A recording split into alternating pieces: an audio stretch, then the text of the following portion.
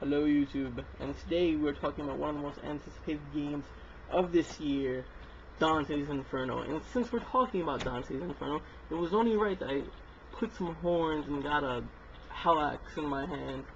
But today we are nonetheless talking about Dante's Inferno for the PlayStation 3 and for the Xbox 360. Sorry that Alan couldn't be here, but I am always here, the host with the most, Simon. So I'm going to put the Dante's Inferno props away for right now and toss on my good old hat because it's freezing up in the house. And we're going to talk about Dante's Inferno. In Dante's Inferno, you play as an Englishman named Dante, which is a kind of redundant seeing as the title is called Dante's Inferno. What you may not know is that Dante's Inferno is written by a guy named Virgil, and it's called Dante's Inferno because there's three parts, which is commonly referred to as the Divine Comedy. Virgil wrote these Divine Comedies as Dante's journey through hell, purgatory, and heaven to find his beloved Beatrice, which in the game is kind of true. So the game is basically loosed off the Divine Comedy. Now, a lot of people seem to have problems with this because they are huge literature fans. Now, do I have a problem with Dante's Inferno? No, not at all. I think Dante's Inferno is probably contender, I'm saying this very lightly, contender for probably Game of the Year. The graphics are amazing, the gameplay is amazing, the soundtrack was oh my god. The combos, sure, the combos were kind of outrageous and some of the game can get repetitive, but the game always kept you on your feet because it always had a different cutscene or a theatrical motion in the game where you were always on your toes and you didn't know who you had to face next, and some of the boss battles were pretty hard. Like the first time you have to face death wasn't so easy. Now the game takes some of the combos and maneuvers of a God of War game, which a lot of people also kind of had problems about. So yeah, if you like God of War, you're gonna love this game. But if you want to knock the game just because it gets repetitive and the combos, you can't say that God of War or Devil May Cry or even Bayonetta were good games because they all have that same run. That's how the game runs. The game by itself at a standstill is amazing. I had no problem with the game frame rate, the game lagging, the shadowing, where I had no problem with that. The soundtrack, like I said, was amazing. It kept you you wanted to put the volume up. You didn't want to lower it because it had some annoying sound or something.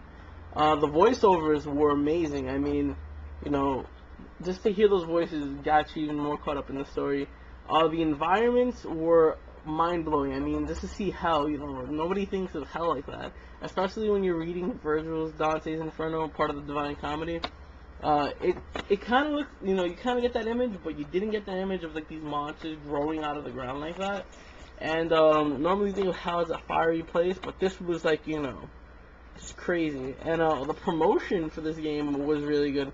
They went out as far as to make a fake protest, and they did a lot. So me and us at the breaking point give Dante's Inferno a 10 out of 10, seeing as the game runs amazingly and we had no problem with the game at all. Now, if you are a huge fan of the Divine Comedy or huge nerd, maybe this game isn't for you because Dante in the Divine Comedy was Italian and not an Englishman. That was brought to my attention today. And if you do have a problem with that, then yeah, you shouldn't play this game. If you don't like repetitive games, maybe you shouldn't play God of War, Devil May Cry, or this game at all. And if you are saying that this game is repetitive and boring, then you are a fucking hypocrite because you like God of War, or Bayonetta, or Devil May Cry, because it's the same exact shit. So from here at the breaking point, this is Simon saying you should totally go out and get a copy of Dante's Inferno for your PlayStation 3 or Xbox 360. Now, also it was brought to my attention today that there is a Deaf Edition, other than the Divine Edition, where you can buy it for your PlayStation 3 for the same exact price, of a low price of $16. So, if you want to go out and get the special edition, $60 for your PlayStation 3. The Def Edition is available only in Canada, Australia, and the UK. So you guys are pretty lucky to get that.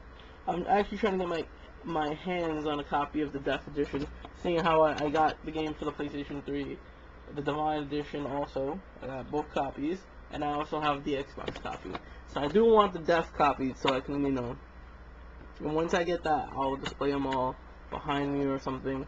But other than that, everybody, thank you for watching The Breaking Point. There will be more episodes coming up. Actually, I'm recording more episodes today. So, keep on the lookout for that. And I started doing these daily vlog things. You guys should totally check that out. And yes, I have an update on one more thing for you.